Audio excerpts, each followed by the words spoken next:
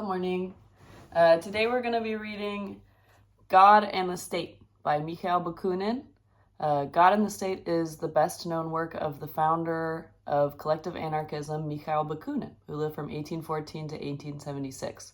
His ringing denunciation of religion and authoritarian tyranny in all its forms is a basic text of anarchism and has been translated into at least 10 languages. Okay. Let's get right into it. Who are right? The idealists or the materialists? The question once stated is that in this way, hesitation becomes impossible. Undoubtedly, the idealists are wrong and the materialists right. Yes, facts are before ideas. Yes, the ideal, as Proudhon said, is but a flower whose root lies in the material conditions of existence. Yes, the whole history of humanity, intellectual and moral, political and social, is but a reflection of its economic history. All branches of modern science, of true and disinterested science, concur in proclaiming this grand truth, fundamental and decisive. The social world, properly speaking, the human world, in short, humanity, is nothing other than the last and supreme development. At least on our planet, and as far as we know, the highest manifestation of animality. But as every development necessarily implies a negation, that of its base or point of departure, humanity is at the same time and essentially the deliberate and gradual negation of the animal element in man. And it is precisely this negation, as rational as it is natural, and rational only because natural, at once historical and logical, as inevitable as the development and realization of the natural laws in the world, that constitutes and creates the ideal, the world of intellectual and moral convictions. Ideas. Yes, our first ancestors, our Adams and our Eves, were, if not gorillas, very near relatives of gorillas, omnivores, intelligent and ferocious beasts, endowed in a higher degree than the animals of other species with two precious faculties, the power to think and the desire to rebel. These faculties, combining their progressive action in history, represent the essential factor, the negative power in the positive development of human animality, and create consequently all that constitutes humanity in man.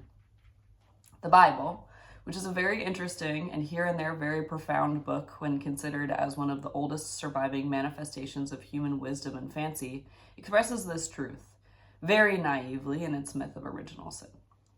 Jehovah, who of all the good gods adored by men was certainly the most jealous, the most vain, the most ferocious, the most unjust, the most bloodthirsty, the most despotic, and the most hostile to human dignity and liberty. Jehovah had just created Adam and Eve to satisfy we know not what caprice, no doubt to while away his time, which must weigh heavy on his hands in his eternal egoistic solitude, or that he might just have new slaves. He generously placed at their disposal the whole earth, with all its fruits and animals, and set but a single limit to this complete enjoyment. He expressly forbade them from touching the fruit of the tree of knowledge. He wished, therefore, that man, destitute of all understanding of himself, would remain an eternal beast, ever on all fours before the eternal God, his creator and his master. But here steps Satan, the eternal rebel, the first free thinker and the emancipator of worlds. He makes man ashamed of his bestial ignorance and obedience. He emancipates him, stamps upon his brow the seal of liberty and humanity in urging him to disobey and eat of the fruit of knowledge. We know what followed. The good God, whose foresight, which is one of the divine faculties, should have warned him of what would happen, flew into a terrible and ridiculous rage. He cursed Satan, man, and the world created by himself, striking himself, so to speak, in his own creation, as children do when they get angry. And not content with smiting our ancestors themselves, he cursed them in all the generations to come, innocent of the crime committed by their forefathers. Our Catholic and Protestant theologians look upon that as very profound and very just, precisely because it is monstrously iniquitous and absurd. Then, remembering that he was not only a God of vengeance and wrath, but also a God of love, after having tormented the existence of a few billions of poor human beings that condemned them and condemned them to an eternal hell, he took pity on the rest, and to save them and reconcile his eternal and divine love with his eternal and divine anger, always greedy for victims and blood, he sent into the world as an expiatory victim his only Son, that he might be killed by men. That is called the mystery of the redemption, the basis of all Christian religions. Still, if the divine Savior had saved the human world. But no, in the paradise promised by Christ, as we know, such being the formal announcement, the elect will number very few. The rest, the immense majority of the generations present and to come, will burn eternally in hell. In the meantime, to console us, God, ever just, ever good, hands over the earth to the government of the Napoleon IIIs, of the William I's, of the Ferdinands of Austria, and of the Alexanders of the Russias. Such are the absurd tales that are told and the monstrous doctrines that are taught, in the full light of the 19th century in all the public schools of Europe at the express command of the government. They call this civilizing people. It is not plain that all the governments are systematic poisoners, interested stupefies of the masses? ? I have wandered from my subject because anger gets hold of me whenever I think of the base and criminal means which they employ to keep the nations in perpetual slavery, undoubtedly that they may be the better able to fleece them.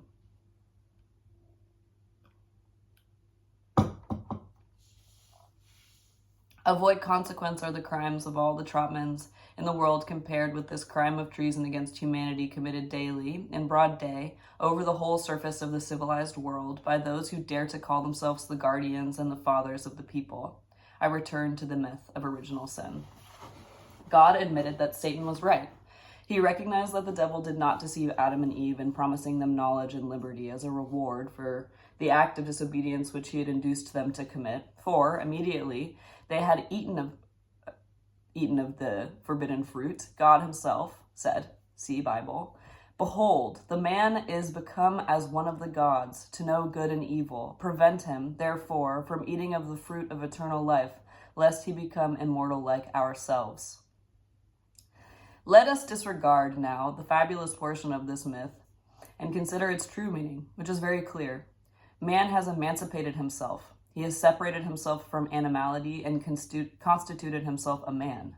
He has begun his distinctively human history and development by an act of disobedience and science, that is, by rebellion and by thought. Three elements, or, if you like, three fundamental principles constitute the essential conditions of all human development, collective or individual. In history: 1. Human animality. 2. Thought. And 3. Rebellion. To the first properly corresponds social and private economy, to the second science, and to the third liberty.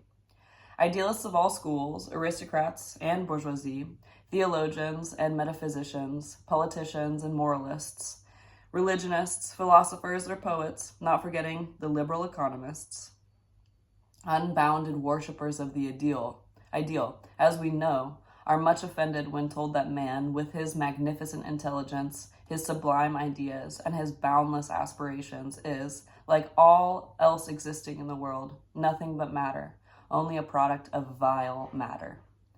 We may answer that the matter of which materialists speak, matter spontaneously and eternally mobile, active, productive, matter chemically or organically, determined, and manifested by the properties of force, mechanical, physical, animal, and intelligent, which necessarily belong to it, that this matter has nothing in common with the vile matter of the idealists. The latter, a product of their false abstraction, is indeed a stupid, inanimate, immobile thing, incapable of giving birth to the smallest product, a caput mortuum, an ugly fancy in contrast to the beautiful fancy which they call God. As the opposite of this supreme being, matter, their matter, stripped by that constitutes its real nature, necessarily represents supreme nothingness. They have taken away intelligence, life, all its determining qualities, active relations or forces, motion itself, without which matter would not even have weight, leaving it nothing but impenetrability and absolute immobility in space. They have attributed all these natural forces, properties, and manifestations to the imaginary being created by their abstract fancy. Then, interchanging roles, They have called this product of their imagination, this phantom, this God who is nothing, supreme being. And as a necessary consequence have declared that the real being, matter, the world, is nothing. After which they gravely tell us that this matter is incapable of producing anything, not even of setting itself in motion, and consequently must have been created by their God.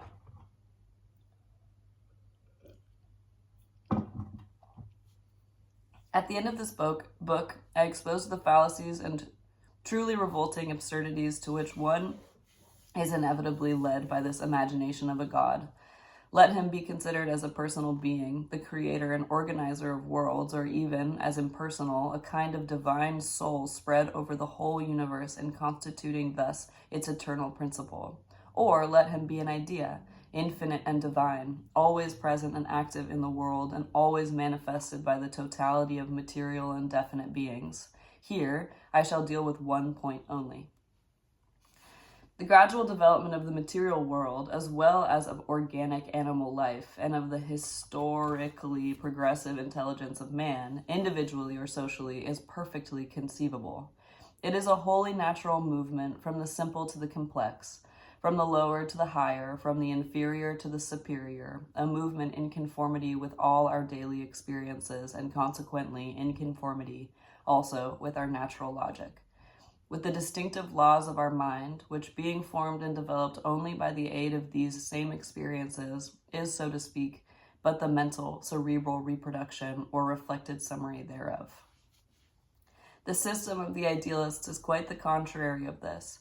It is the reversal of all human experiences and of that universal and common good sense which is the essential condition of all human understanding, and which is rising from the simple and unanimously recognized truth that twice two are four, to the sublimest and most complex scientific considerations, admitting, moreover, nothing that has not stood the severest tests of experience or observation of things and facts becomes the only serious basis of human knowledge.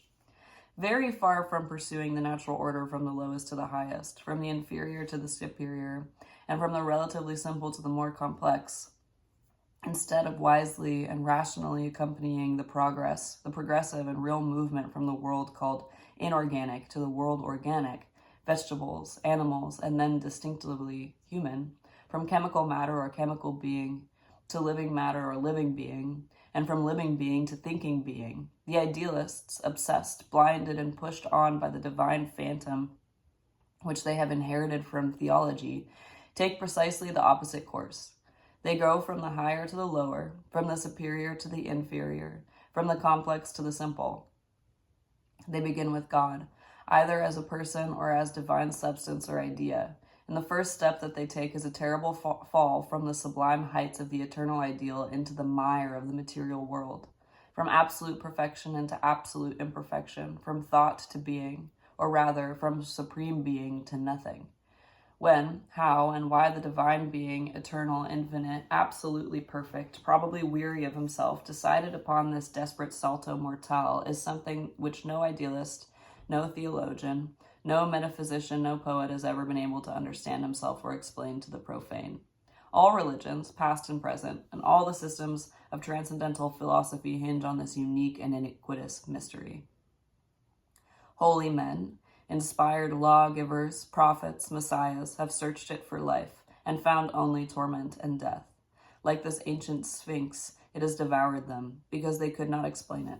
Great philosophers from Heraclitus and Plato down to Descartes, Spinoza, Leibniz, Kant, Fichte, Schelling, and Hegel, not to mention the Indian philosophers, have written heaps of volumes and built systems as ingenious as sublime, in which they have said, by the way, many beautiful and grand things and discovered immortal truths, but they have left this mystery, the principal object of their transcendental investigations, as unfathomable as before.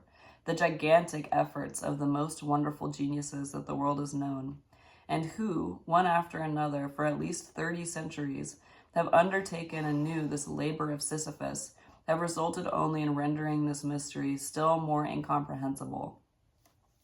It is to be hoped that it will be unveiled to us by the routine speculations of some pedantic discipline of an artificially warmed-over metaphysics at a time when all living and serious spirits have abandoned that ambiguous science born of a compromise, historically explicable, no doubt, between the unreason of faith and sound scientific reason.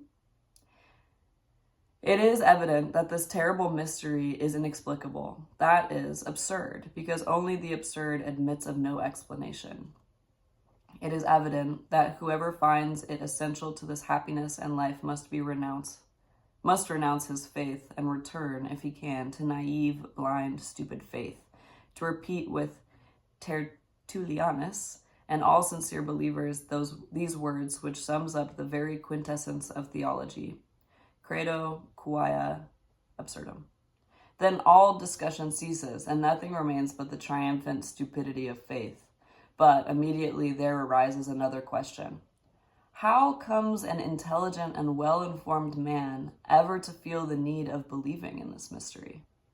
Nothing is more natural than the belief in God, the creator, regulator, judge, master, curser, savior, and benefactor of the world should still prevail among the people, especially in the rural districts, where it is more widespread than among the proletariat of the cities. The people, unfortunately, are still very ignorant and are kept in ignorance by the systematic efforts of all the governments, who consider this ignorance, not without good reason, as one of the essential conditions of their own power.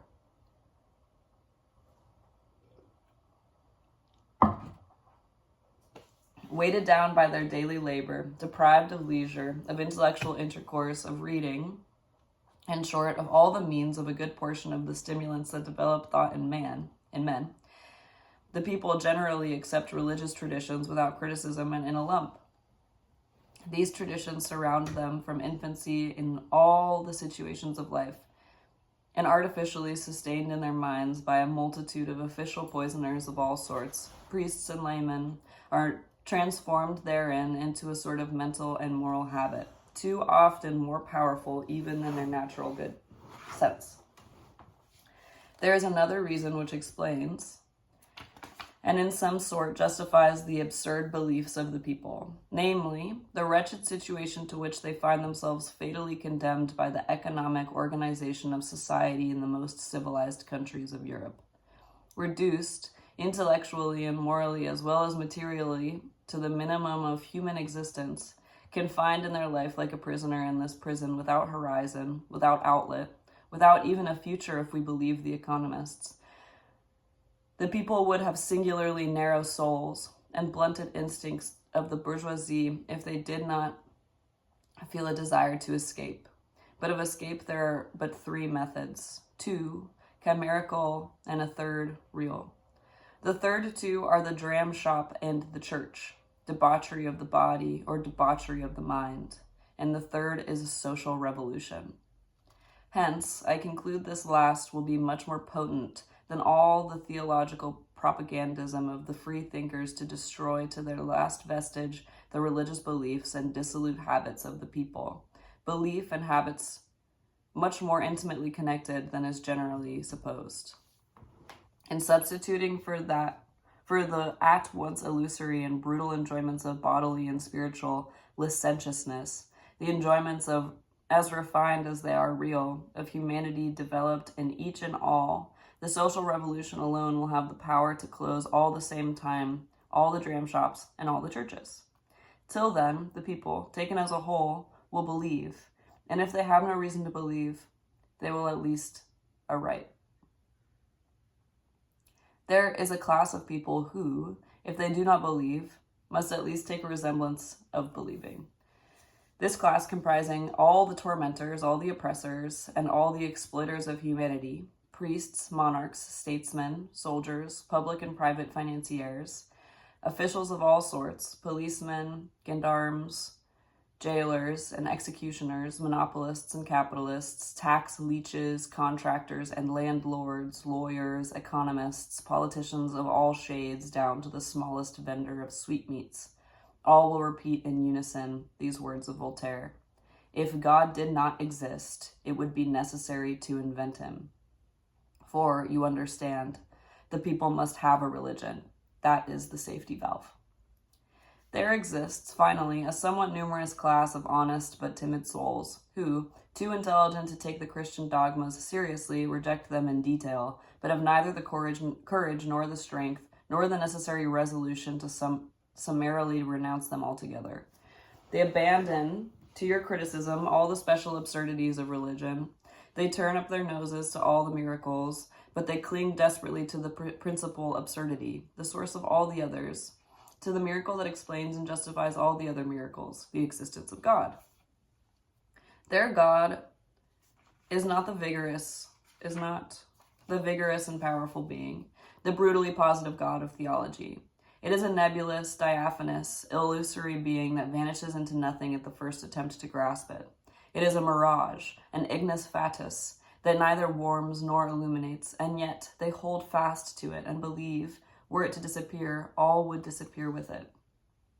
They are uncertain, sickly souls who have lost their reckoning in the present civilization, belonging to neither the present nor the future, pale phantoms eternally suspended between heaven and earth, and occupying exactly the same position between the politics of the bourgeoisie and the socialism of the proletariat. They have neither the power, nor the wish, nor the determination to follow out their thought, and they waste their time and pains in constantly endeavoring to reconcile the irreconcilable. In public life, they are known as bourgeoisie socialists. With them, or against them, discussion is out of the question. They are too puny. But there are a few illustrious men of whom no one will dare to speak without respect, and whose vigorous health, strength of mind, and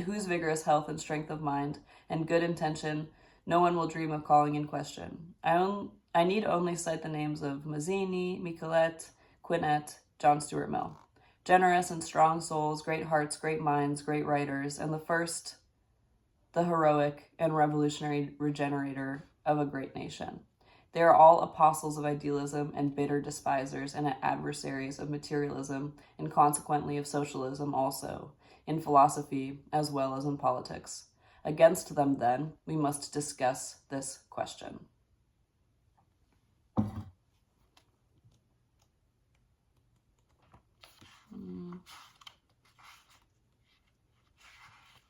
We'll read the next section as well. First, let it be remarked that not one of the illustrious men I have just named, nor any other idealistic thinker of any consequence in our day, has given any attention to the logical side of this question, properly speaking. Not one has tried to settle, philosophically, the possibility of the divine salto mortal from the pure and eternal regions of spirit into the mire of the material world. Have they feared to approach this irreconcilable contradiction and despaired of solving it after the failures of the greatest geniuses of history, or have they looked upon it as already sufficiently well settled? That is their secret. The fact is that they have neglected the theoretical demonstration of the existence of a God and have developed only its practical motives and consequences. They have treated it as a fact universally accepted and as such no longer susceptible of any doubt whatever, for sole proof thereof, limiting themselves to the establishment of the antiquity and this very universality of the belief in God.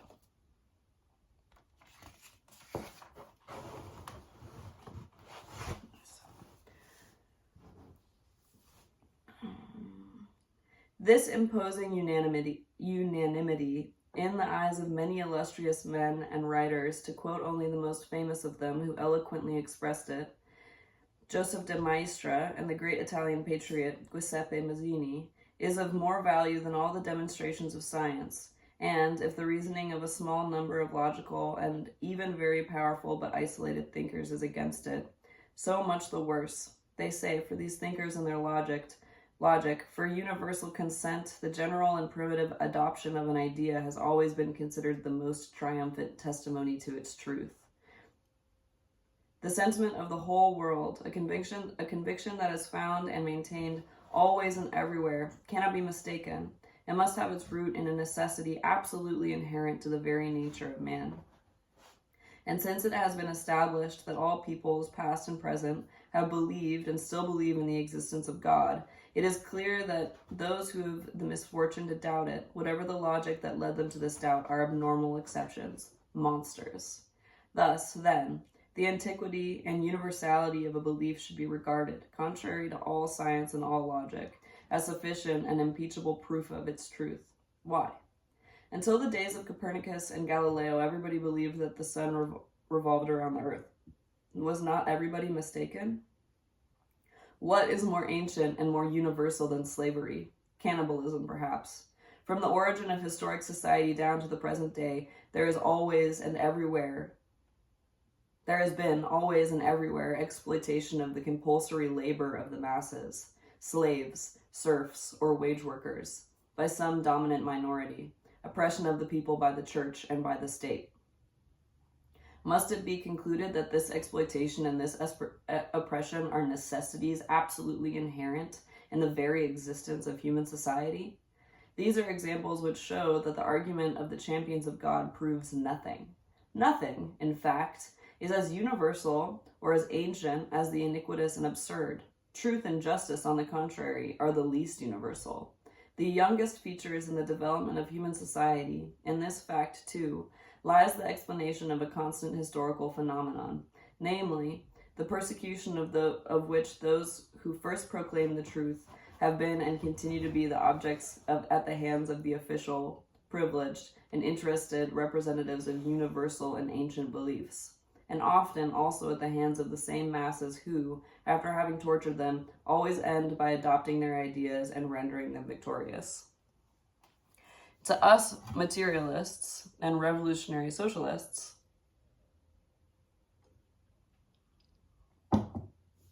there is nothing astonishing or terrifying in this historical phenomenon.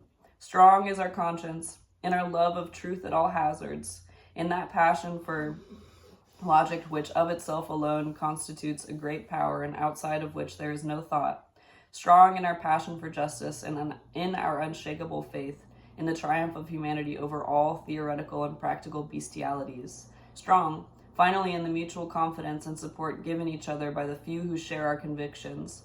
We resign ourselves to all the consequences of this historical phenomenon, in which we see the manifestation of a social law as natural, as necessary, and as invariable as all the other laws which govern the world. This law is a logical, inevitable consequence of the animal origin of human society. For, in face of all the scientific, physiological, psychological, and historical proofs accumulated at the present day, as well as, in fact, in face of the exploits of the Germans conquering France, which now furnish no striking a demonstration thereof, it is no longer possible to really doubt this origin. But from the moment that this animal origin of man is accepted, all is explained. History then appears to us as the revolutionary negation, now slow, apathetic, sluggish, now passionate and powerful, of the past. It consists precisely in the progressive negation of the primitive animality of man by the development of this humanity. Man, a wild beast, cousin of the gorilla, has emerged from the profound darkness of animal instinct into the light of the mind, which explains in a wholly natural way all his past mistakes and partially consoles us for his present errors. He has gone out from animal slavery, and passing through divine slavery, a temporary condition between his animality and his humanity, he is now marching on to the conquest and realization of human liberty. Whence it results that the antiquity of a belief, of an idea, far from proving anything in its favor, fought, on the contrary, to lead us to suspect it. For behind us is our animality, and before us our humanity, human light, the only thing that can warm and enlighten us, the only thing that can emancipate us, give us dignity, freedom, and happiness, and realize fraternity among us, is never at the beginning, but relatively at the epoch in which we live, always at the end of history. Let us then never look back, let us look ever forward, for forward is our sunlight, forward our salvation. If it is justifiable and even useful and necessary to turn back to study our past, it is only in order to establish what we have been and what we must no longer be, what we have believed and thought and what we must no longer believe or think, what we have done and what we must do nevermore. So much for antiquity. As for the universality of an error, it proves but one thing: the similarity, if not the perfect identity, of human nature in all ages and under all skies. And since it is established that all people, at all periods of their lives, have believed and still believe in God, we must simply conclude that the divine idea and outcome of ourselves is an error historically necessary in the development of humanity, and ask why, and how it was produced in history, and why an immense majority of the human race still accept it as a truth. Until we shall account to ourselves for the manner in which the idea of a supernatural or divine world has developed and had to be developed in the historical evolution of the human conscience, all our scientific conviction of its absurdity will be in vain. Until then, we shall never succeed in destroying it in the opinion of the majority, because we shall never be able to attack it in the very depths of the hut man being where it had birth. Condemned to the fruitless struggle, without issue and without end, we should forever have to content ourselves with fighting it solely on the surface, in its innumerable manifestations, whose absurdity will be scarcely beaten down by the blows of common sense before it will reappear in a new form no less nonsensical. While the root of all the absurdities that torment the world, belief in God, remains intact, it will never fail to bring forth new offsprings. Thus, at the present time, in certain sections of the highest society, spiritualism tends to establish itself upon the ruins of Christianity. It is not only in the interest of the masses, it is in that of the health of our own minds, that we should strive to understand the historical genesis, the succession of causes which developed and produced the idea of God in the consciousness of men. In vain shall we call and believe ourselves atheists, until we comprehend these causes, for until then we shall always suffer ourselves to be more or less governed by the clamors of this universal conscience whose secret we have not yet discovered. And, considering the natural weakness of even the strongest individual against the all-powerful influence of the social surroundings that trammel him, we are always in danger of relapsing sooner or later, in one way or another, into the abyss of religious absurdity. Examples of these shameful conversions are frequent in society today. Thank you.